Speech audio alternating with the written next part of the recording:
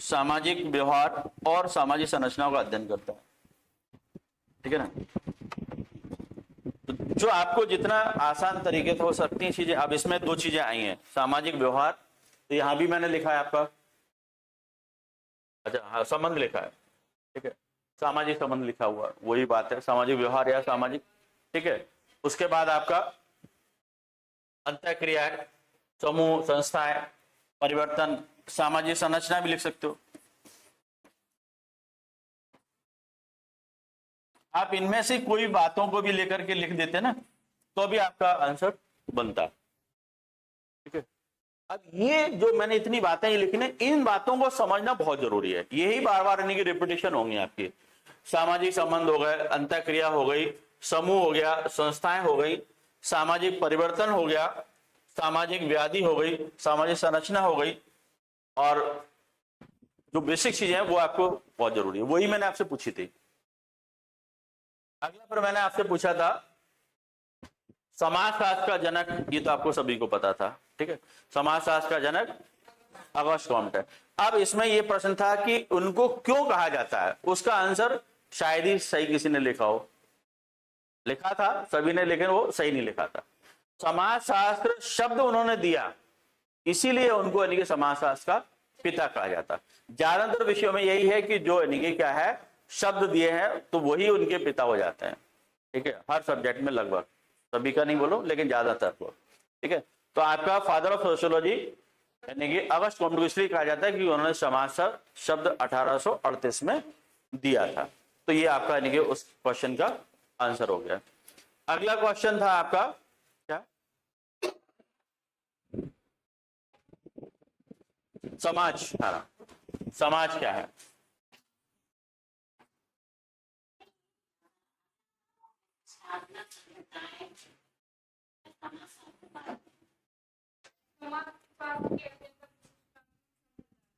तो संप्रदाय दो मैंने आपको बताई थे, एक विशिष्ट बताया था, एक आपका समन्वय बताया था। तो विशिष्ट वाला है वो यानी कि एक विशेष विज्ञान के रूप में देखना चाहता है, और इसी को स्वरूपात्मक संप्रदाय भी बोलते हैं।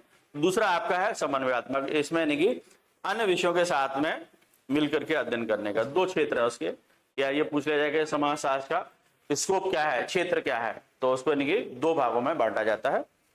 ठीक है, उसके विषय वस्तु को या क्षेत्र को। ठीक है, तो अब यानी कि अगला जो कॉन्सेप्ट है वो बहुत इंपॉर्टेंट है, वो आपका समाज। हाँ जी, अरे क्या हो गया, तो समझ लो कॉन्सेप्ट वही बता रहा हूँ, चीजों को यही तो समझना है। समाज क्या है बताइए, क्या समझा आपने, बताइए। हाँ, यानी कि सबसे एकदम सटीक डेफिनेशन है कि समाज क्या है, लोगों के बीच पाए जाने वाले सामाजिक संबंधों की व्यवस्था या जाल। ठीक है, ये समाज, मतलब यहाँ एक वर्ड जरूर आना चाहिए, वो है सामाजिक संबंध। ठीक है, तो ये आपका यदि आपने ये शब्द भी लिख दिया तो आपका सीधा सीधा आंसर हो गया इसमें। जी, सामाजिक संबंधों की व्यवस्था, सामाजिक संबंधों की व्यवस्था,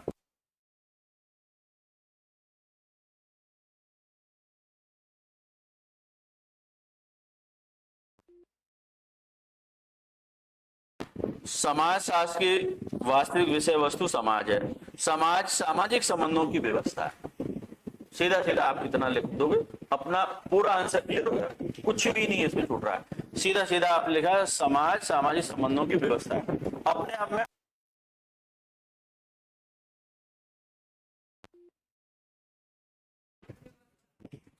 हाँ जी,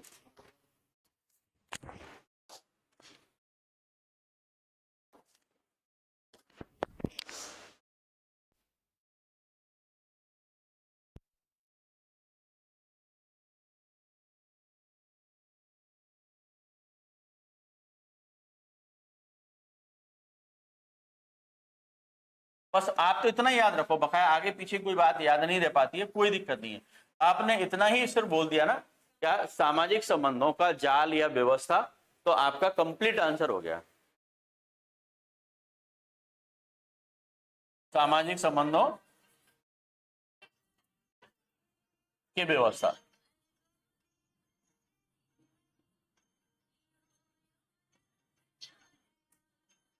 ये अपने आप में कंप्लीट आंसर है। इस चीज को याद रखना, जब भी इनके समाज की बात आए तो लोगों का समूह नहीं है।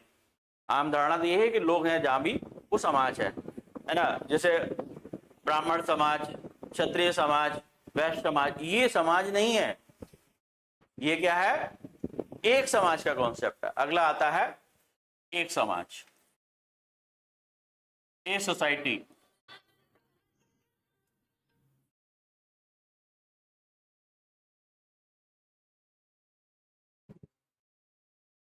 दोनों सर क्लास ले रहे हैं अभी। एक समाज और समाज में फर्क समझना जरूरी है। समाज ये आपका वो है कि जो सभी प्राणियों में पाया जाता है।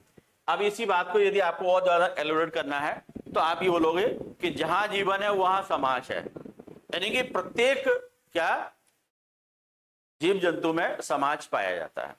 लेकिन एक समाज जो है ना, वो यानी कि प्रत्येक जीव जंतु में नहीं पाया जाता। आपका जो है समाज है, सामाजिक संबंधों की व्यवस्था है, जो है कि हर प्राणियों में देखने को मिलती है। लेकिन एक समाज है वो सिर्फ आपका यहां पर जो, हाँ एक ध्यान रखना, लेकिन समाज शास्त्र में जिस समाज का अध्ययन किया जा रहा है वो सिर्फ किसका? मानव समाज। किसका? सिर्फ मानव समाज का अध्ययन किया जाता है। ठीक। अब बात आ रही एक समाज की। एक समाज वो होता है जिसके लिए सबसे इंपॉर्टेंट बात कि वो आपका लोगों का समूह है। पहली बात क्या है? लोगों का समूह है। समाज नहीं होता कभी भी लोगों का समूह। एक समाज होता है ना, वो लोगों का समूह होता है। और इनमें आपकी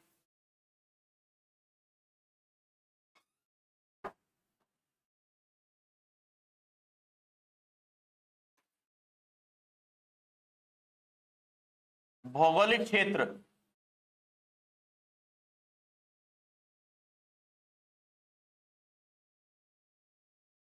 में निवास, एक निश्चित भौगोलिक क्षेत्र में निवास। दूसरी बात जो हुई। तीसरी बात इसमें हम की भावना। क्या है? हम की भावना, यानी कि हम इस समाज के लोग हैं। जैसे भारतीय समाज, ब्राह्मण समाज, क्षत्रिय समाज, अग्रवाल समाज, मतलब वो आप यानी कि एक पर्टिकुलर कम्युनिटी की बात कर रहे हैं यहां पर। तो ये वाला जो कॉन्सेप्ट है ना, आपका समुदाय के काफी नजदीक है। क्या है? समुदाय के काफी नजदीक है। एक समाज या समुदाय की अवधारणा है वो काफी हद तक नजदीक है। ठीक है। और ये आपका जो समाज होता है ना, ये वाला समाज, ये अमूर्त होता है। क्या होता है? ये वर्ड सोशियोलॉजी में बहुत आएगा। सोशियोलॉजी में मूर्त अमूर्त जो है ना वो बहुत आएगा। अमूर्त मतलब जो चीजें दिखाई नहीं देती हैं। तो सामाजिक संबंध दिखाई नहीं दे रहे हैं, इसलिए वो क्या है? अमूर्त है। लेकिन ये क्या है? आपका मूर्त है एक समाज। क्यों? क्योंकि लोग हैं यहां पर। जो मेन चीज है ना वो लोग हैं। तो लोग दिखाई दे रहे हैं यहां पर। लोग तो होंगे लेकिन लोगों को हम कंसिडर नहीं कर रहे हैं। उनके बीच का जो संबंध है वो समाज है। एक समाज में क्या? लोगों का समूह माना जाता है, इसलिए वो कैसा है? मूर्त है। ये आप बेसिक चीजें हर कॉन्सेप्ट के साथ में दिमाग में रखो, कोई दिक्कत नहीं आएगी। ठीक है, तो बस इतनी बात। अब अगला आपका आता है समुदाय को ही ले लें। तो समुदाय में आपका ये सारी बातें आ जाती हैं। क्या इसमें समुदाय में पहला होता है कि आपका लोग होते हैं, यानी कि जनसंख्या। ठीक है। और इसके लिए एक कंपलसरी होती है निश्चित भौगोलिक क्षेत्र। क्या होता है? निश्चित भौगोलिक क्षेत्र। और इसमें जो आपका निश्चित भौगोलिक क्षेत्र छोटा भी हो सकता है, बड़ा भी हो सकता है। तो आपके लोग जनसंख्या है वो कम भी हो सकती है, ज्यादा भी हो सकती है, लेकिन कुछ ना कुछ इसमें होंगे। ठीक है, फिर उसके बाद इसमें आपका सामान्य जीवन या सामान्य उद्देश्य, एक ही बात है।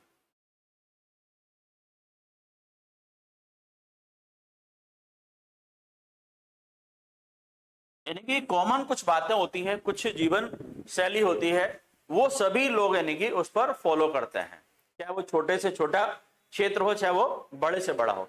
तो ये आपका यानी कि सामान्य उद्देश्य जो है ना, कॉमन आपका जो पर्पज होता है लोगों का, वो सब लोग मिलकर के करते हैं। तो ये आपके छोटे से छोटे कम्युनिटी में भी और बड़े से बड़े में भी होता है। ठीक है, और इसके बाद जो लास्ट बात है वो है हम की भावना या सामुदायिक भावना।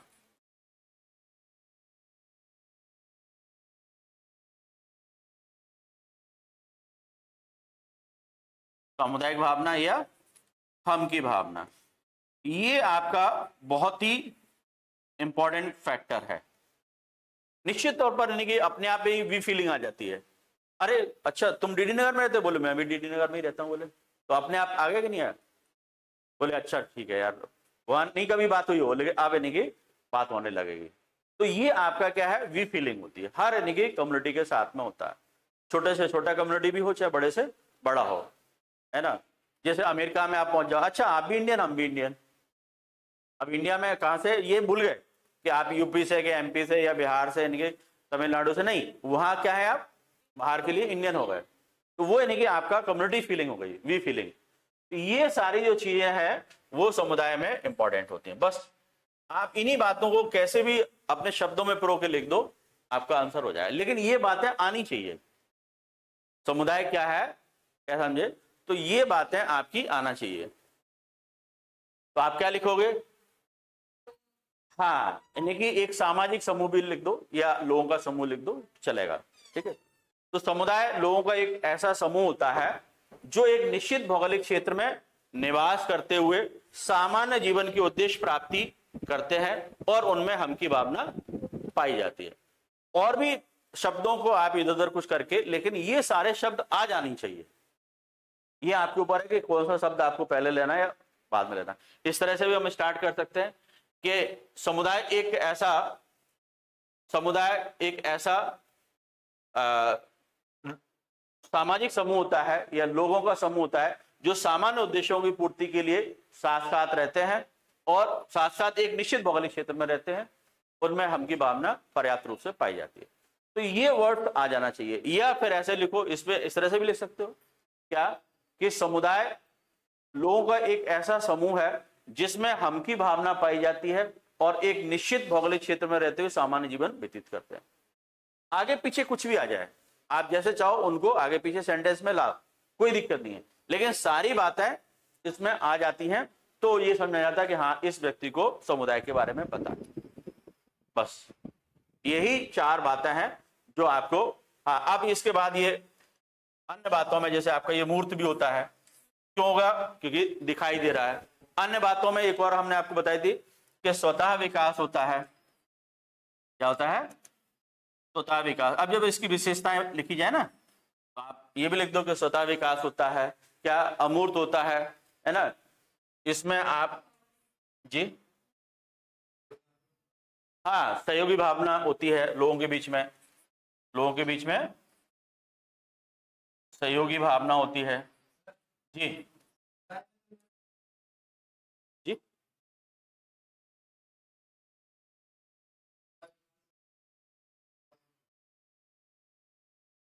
नहीं, ये तो आपने विशेषताएं लिख दी ना, डेफिनेशन कैसे होगी, डेफिनेशन तभी हो ना शब्दों में करोगे आप। ठीक है, उसके बाद इसमें और क्या चीजें आती हैं, नहीं ये तो सारी हो गई, ये तो सारी लिख दी है, ये सारी विशेषताओं में आ जाएंगे, सारी चीजें आएंगी, ये सारी। इसके अलावा और चीजें भी मैंने बताया ना कि मूर्त हो गया, सहयोगी भावना हो गई, ये चीजें भी आएंगी। आकार, ठीक है, आपका छोटा या बड़ा कैसे भी हो सकता है। क्लियर है यहां तक?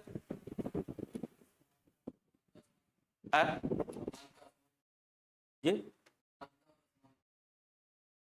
नहीं, इसमें ये चीज मायने नहीं रखती है, वो आपकी मायने रखती है वहां पर, कहा, समाज में। क्योंकि कम्युनिटी में जरूरी नहीं कि बहुत ज्यादा असमानता समानता हो, क्योंकि एकता की भावना वो तो है ही इंपॉर्टेंट। हम की भावना या आपकी एकता की भावना, बिल्कुल सहयोगी भावना, एकता की भावना, ये आप चाहो विशेषता में और ऐड कर सकते हो, बिल्कुल। ठीक है, और बताइए, क्लियर है यहां तक? चलो आगे बढ़ते हैं। बेसिक चीजों को समझना बहुत जरूरी है।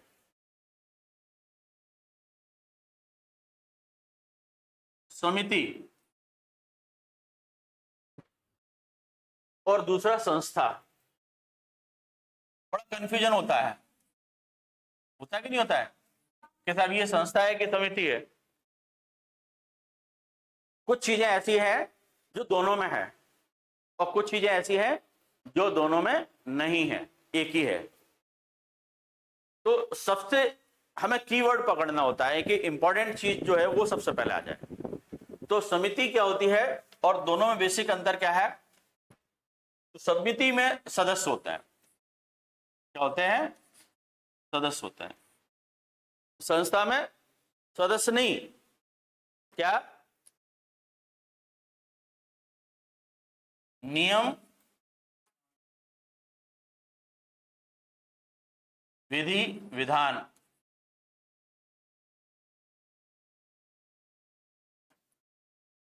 और क्या बताया आपने? कार्य प्रणाली। Very good.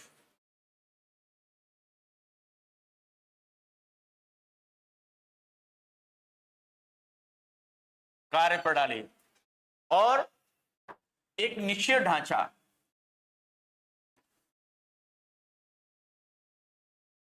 और यदि निश्चित ढांचा नहीं भी लिखोगे ना चलेगा, लेकिन सबसे इंपॉर्टेंट बात है कि संस्था सदस्यों से नहीं होती है।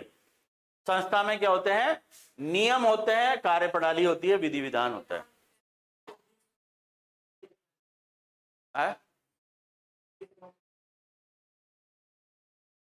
नहीं नहीं नहीं, ये चीज भी ठीक नहीं है, मैं आपको बता रहा हूं, थोड़ा सा समझें।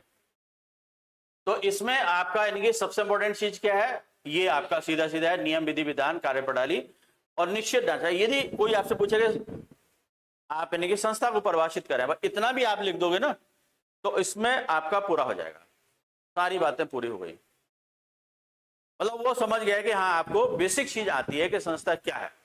अब इसमें ये समिति और आपका संस्था दोनों में एक कॉमन बात, जो बहुत इंपॉर्टेंट बात, क्या? मानवीय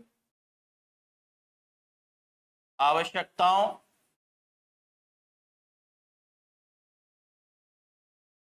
की पूर्ति हेतु।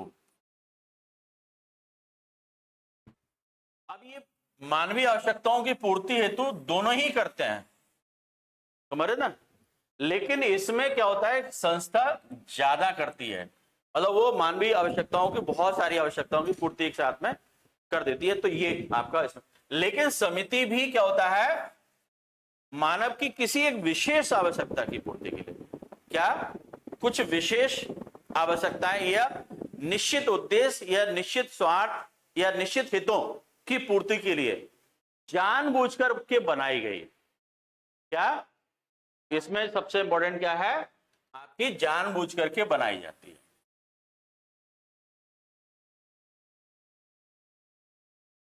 जानबूझकर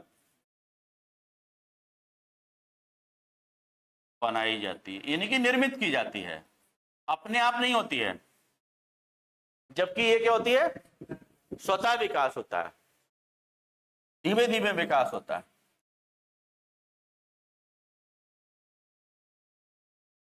ये क्या होता है? सामान्य उद्देश्यों की पूर्ति के लिए होता है, यानी कि कॉमन सभी के जैसे। लेकिन यहां पर क्या है, कुछ विशिष्ट, क्या, विशिष्ट उद्देश्यों या हितों या स्वार्थों, कुछ भी कह दो, की पूर्ति के लिए।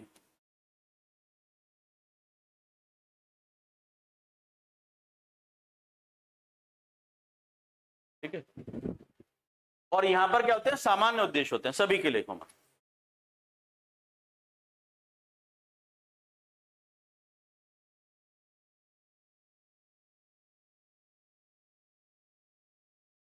अब यदि आपसे क्वेश्चन पूछ, हाँ अब इसमें एक बेसिक अंतर, जो अंतर देखे तो ये कैसे हो जाएगी, अमूर्त। क्यों? क्योंकि नियम विधि विधान है, दिखाई नहीं दे रहे, और ये लोग हैं इसमें सदस्य हैं, इसलिए ये क्या है, मूर्त होगी, है ना। क्यों? क्योंकि इसमें सदस्य हैं। तो जहां इनके सदस्य हो जाते हैं, जनसंख्या हो जाती है जिस चीज में, जिस कॉन्सेप्ट में, वो अपने आप ही मूर्त हो जाएगा।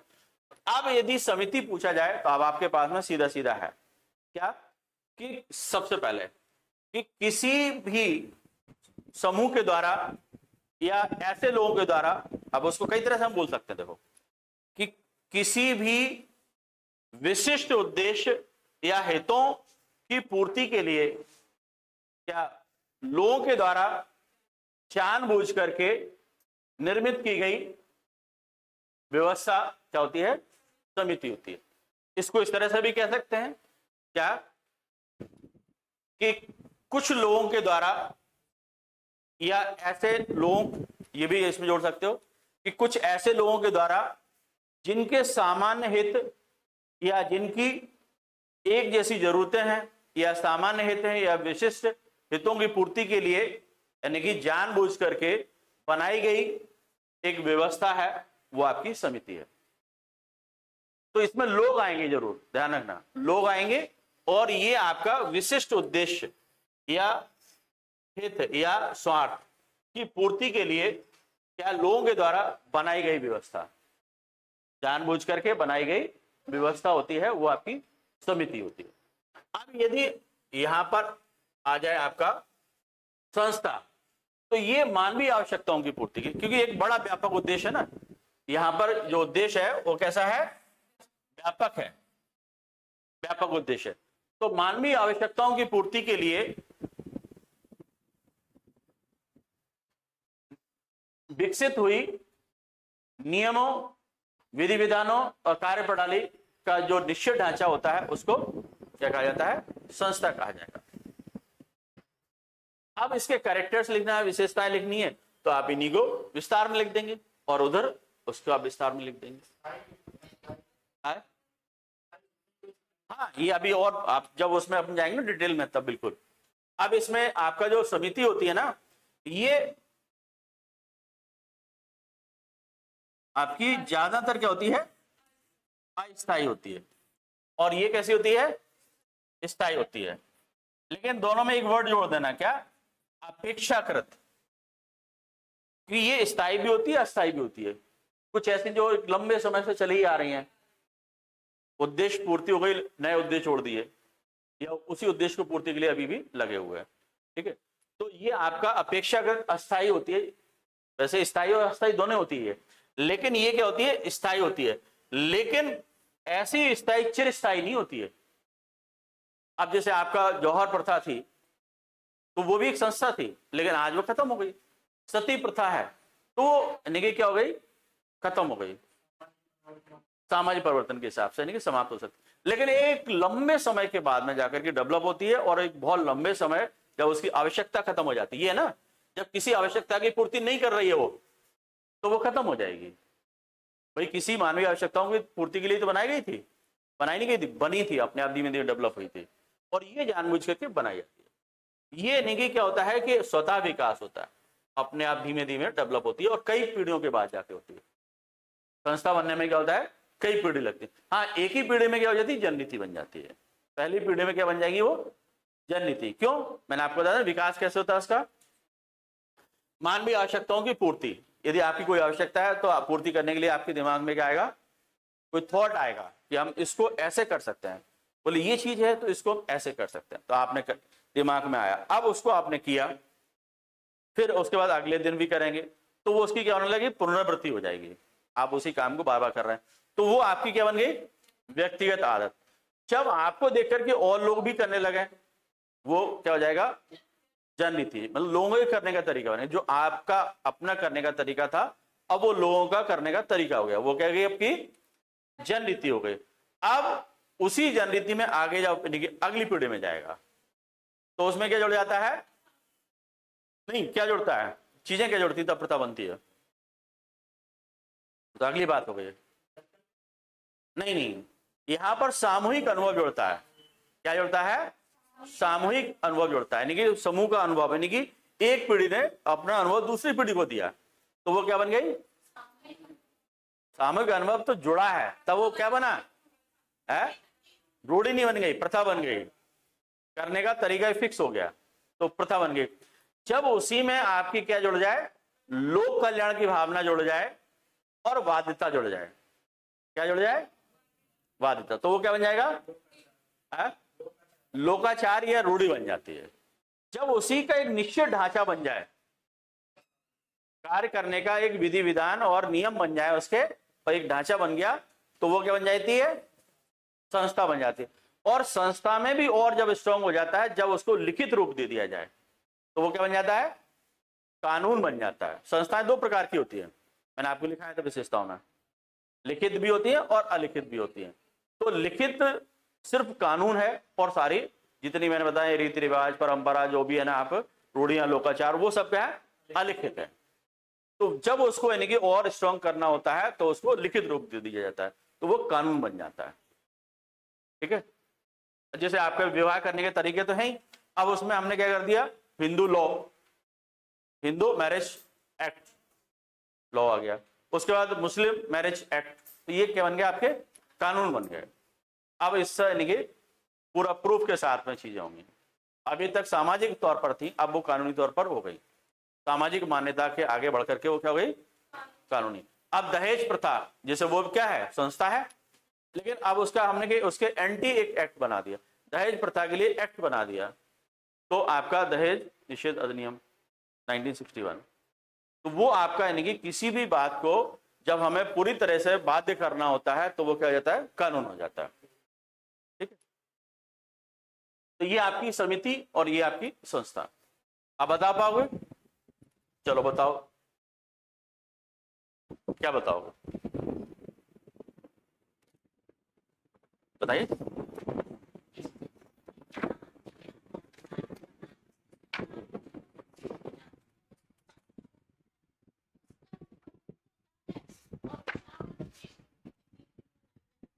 हाँ,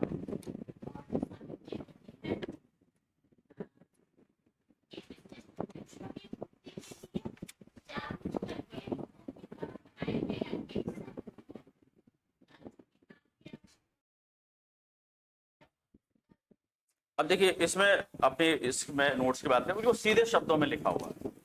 संस्था, सामाजिक संस्थाएं मानवों की मौलिक आवश्यकताओं की पूर्ति के साधन के रूप में विकसित नियमों विधि विधानों विकसित हुई हैं। क्या बनाई नहीं गई, विकसित लिखा ना, के रूप में विकसित नियमों विधि विधानों एवं कार्य प्रणालियों का वह संगठित रूप है जो समाज द्वारा मान्य है। तो वो सीधा सीधा सारे चीजें आपकी आ गई इसमें।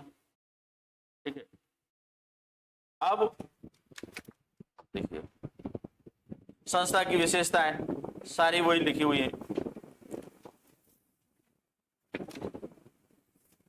अब समिति या संघ एक ही बात होता है, ध्यान रखना, समिति या संघ सोशियोलॉजी में एक ही बात होती है ना, और इसको इंग्लिश में क्या बोलते हैं, एसोसिएशन बोला जाता है, ध्यान रखना, कम्युनिटी वर्ड यूज नहीं होता है यहाँ सोशियोलॉजी में, एसोसिएशन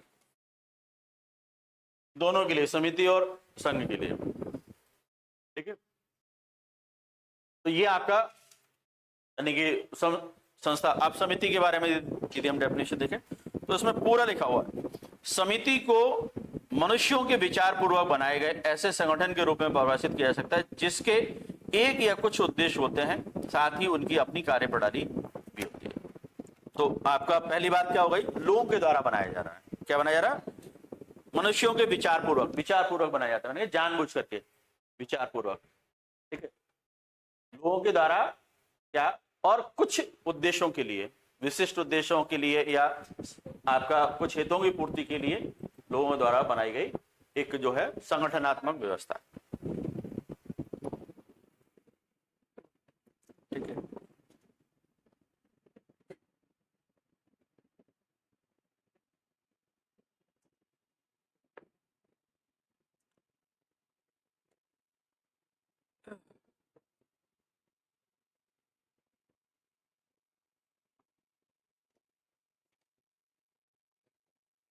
अब यदि विशेषताएं आए तो इन्हीं बातों को आप इन्हीं के उसमें लिख देंगे।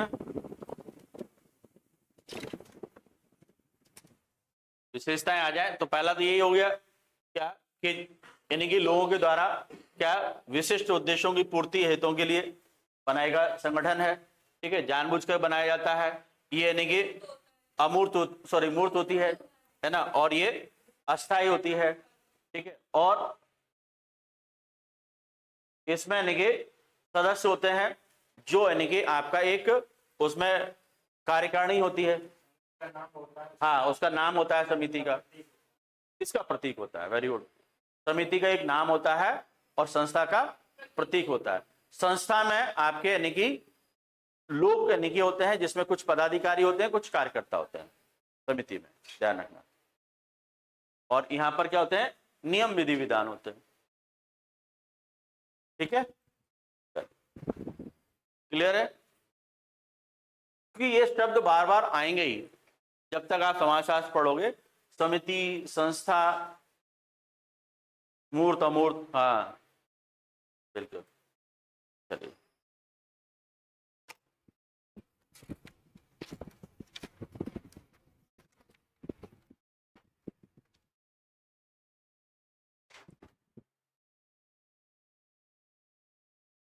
इसके बाद आपका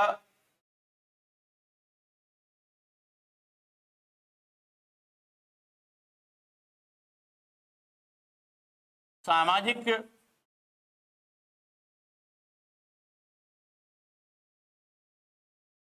प्रतिमान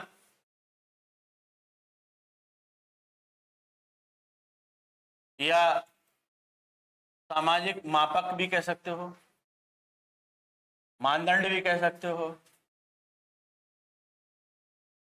या आदर्श नियम भी कह सकते हो, सारी एक ही बातें हैं, ठीक है। और दूसरी बात है आपका सामाजिक मूल्य।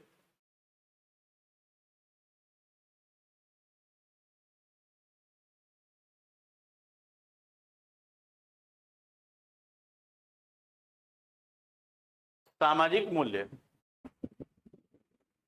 बताइए,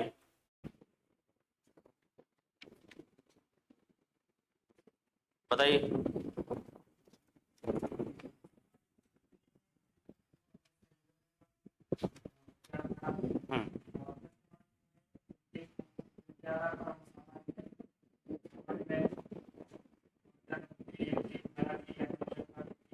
वेरी गुड, बिल्कुल सही है।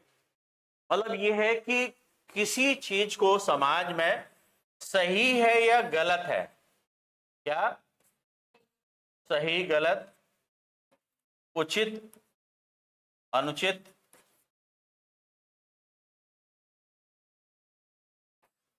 अच्छा बुरा,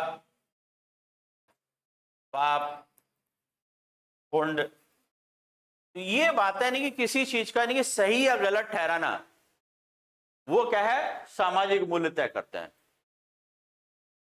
समाज की वैल्यू है कि हमारे यहां ऐसा होता है, ऐसा होता है मतलब वो हम अपेक्षाएं कर रहे हैं, वो अच्छी बात है। ऐसा नहीं होता है, क्या है, ऐसा नहीं होता, ये चीज भी है। तो इसमें आपके दोनों चीजें हैं, क्या सकारात्मक भी है और नकारात्मक भी है। नकारात्मक को हमें नहीं अपनाना है और सकारात्मक को अपनाना है, यानी कि समाज जिस चीज की आपसे अपेक्षा कर रहा है वो यानी कि आप सामाजिक मूल्यों पर खरे उतर रहे हैं। और ये क्या है, तरीका है, सीधा एक शब्द में रखो ना, क्या यानी कि समाज के अनुरूप व्यवहार करने का तरीका। समाज जैसा आपसे चाह रहा है उस तरीके का आप व्यवहार कर रहे हैं, तो आप यानी कि सामाजिक प्रतिमानों का अनुसरण कर रहे हैं, सामाजिक मापदंड कह रहे हैं, समाज का ऐसा मापदंड है कि ऐसा आप करेंगे तो ही सही है, तो वो क्या है आपका मापदंड है, यानी कि एक स्टैंडर्ड बना हुआ है कि यहाँ इस ढांचे में आप चल रहे हैं तो आप सही चल रहे हैं, तो ये आपका समाज के अनुरूप व्यवहार करने का तरीका पाने के लिए। हाँ, ये आपके साध्य हैं, ये क्या है साध्य है और ये साधन है, ये क्या है साध्य है, इनको हम पाना चाहते हैं और इनके द्वारा पाएंगे, मतलब ये तरीका है, यानी कि किसी व्यक्ति का समाज के अनुरूप सामाजिक नियमों के अनुरूप व्यवहार करने का तरीका जो है वो यानी कि क्या है प्रतिमान है या मापदंड है, कहते ना ये स्टैंडर्ड है, ये ही चीजें हैं, मतलब इसके वो इस रेंज में आप आना चाहिए, इससे आगे पीछे आप जा रहे हैं तो क्या गलत हो जाएगा, मतलब आपका व्यवहार सामाजिक नहीं है, आप असामाजिक हो गए, कहते ना असामाजिक प्राणी है, तो असामाजिक प्राणी मतलब कि समाज के अनुरूप वो व्यवहार नहीं कर रहा है, मतलब समाज के मापदंडों पर खरा नहीं उतर रहा है, तो मापदंड वही है आपके सामाजिक प्रतिमान या मापक या आदर्श नियम, आदर्श नियम मतलब जिनको सभी लोग मानते हैं वो इनके आदर्श नियम है, समझ में आया तो भाई आ गया।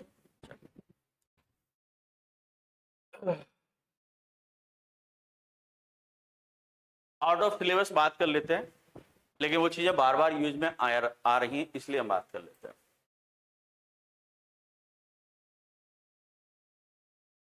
क्योंकि ये आप कई बार देखेंगे है, ये चीजें आपको मिलेंगी,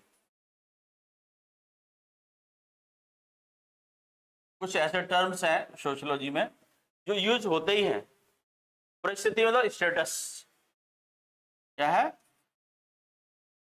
स्टेटस, जैसे व्हाट्सएप स्टेटस लगाते हैं नहीं लगाते हैं,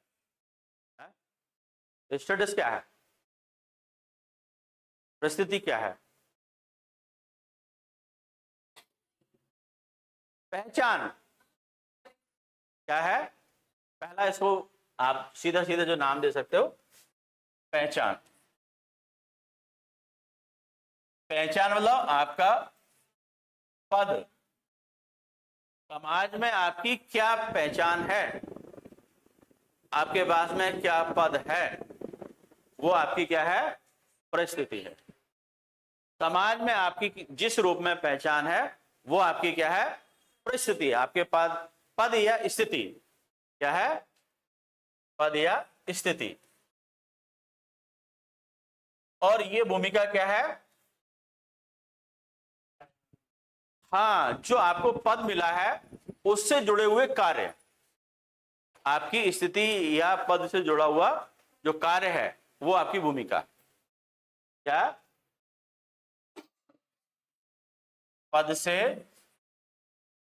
जुड़ा हुआ कार्य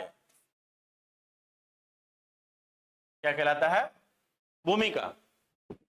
अब एग्जाम्पल के तौर पर जैसे मैं टीचर हूं तो ये मेरी क्या है पहचान है, और पढ़ा रहा हूं ये मेरा कार्य है, सिंपल सी बात है। और अब इसमें कई बातें हैं कि भूमिका या जो पद होता है परिस्थिति होती है वो सापेक्ष होती है, सापेक्ष कैसे होती है कि टीचर तभी है जब स्टूडेंट हो, हम इनके खाली बेंचों को पढ़ाए जा रहे हैं साहब, तो किस बात के टीचर, जब तक स्टूडेंट नहीं है तब तक टीचर नहीं हो सकता। पति है, शादी नहीं हुई साहब, ये कैसा पति है भाई, कैसा पति है, तो पत्नी होगी तभी पति होगा, क्या जब पत्नी होगी तभी पति होगा, मतलब ये क्या होती है परिस्थिति सापेक्ष होती है। एक व्यक्ति की अपने जीवन काल में कई परिस्थितियां हो सकती हैं, कैसे, अच्छा क्वेश्चन, गुड क्वेश्चन। जैसे मैं हूं तो मैं टीचर हूं, मैं पति भी हूं क्योंकि मेरी शादी हुई है, मेरी वाइफ है, मैं पापा भी हूं क्योंकि मेरे बच्चे भी हैं, मैं बेटा भी हूं क्योंकि मेरे माँ बाप भी हैं, हाँ मैं भाई भी हूं क्योंकि मेरी बहनें भी हैं। अजी क्या? हाँ, मैं दामाद हूं, बिल्कुल। हाँ, मैं दामाद हूं। तो एक समय में व्यक्ति की कई परिस्थितियां हो सकती हैं, है ना। मैं सामाजिक कार्य कर रहा हूं तो सामाजिक कार्यकर्ता भी हो गया मैं। तो एक समय में व्यक्ति की कई यानी कि क्या हो सकती है, परिस्थितियां हो सकती हैं, और उन परिस्थितियों से जुड़े हुए कार्य हैं वो उनकी भूमिका हो। समझ गए? क्लियर है? ये बार बार आएंगे शब्द, परिस्थिति भूमिका, परिस्थिति भूमिका, नहीं तो रटते ही रहोगे आप इनको। आप हालांकि सिलेबस में नहीं है ना आपने, लेकिन ये कि ये वर्ड्स आपको पता होना चाहिए, परिस्थिति भूमिका। ठीक है, आप बहुत ज्यादा बेसिक कॉन्सेप्ट में ही समझ लो, क्योंकि फिर इनकी बहुत ज्यादा गहराइयां हैं। परिस्थिति श्रृंखला भी होती है, परिस्थिति पुंज भी होता है, भूमिका पुंज भी होता है, परिस्थिति, तो वो यहीं तक ठीक है। हाँ, इतना एक यहाँ हम जोड़ सकते हैं कि मुख्य परिस्थिति, मुख्य भूमिका। तो जैसे मेरी मुख्य पहचान क्या है? टीचर है। तो ये यानी कि किसी व्यक्ति की समाज में जो मुख्य रूप से पहचान होती है वो उसकी क्या कहलाती है? मुख्य परिस्थिति या मुख्य, उसी से जुड़े हुआ मुख्य भूमिका। ठीक है।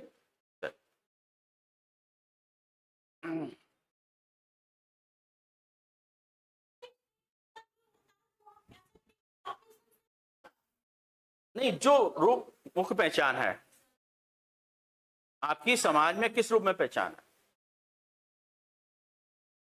जो भी है। अब टीचर तो हैं लेकिन पढ़ाने नहीं जाते हैं सब, सैलरी लेते हैं, कथावाचक बहुत अच्छे हैं सब, कथा उनकी खूब चलती है। तो मुख्य रूप से पहचान क्या है? कथावाचक है। नहीं,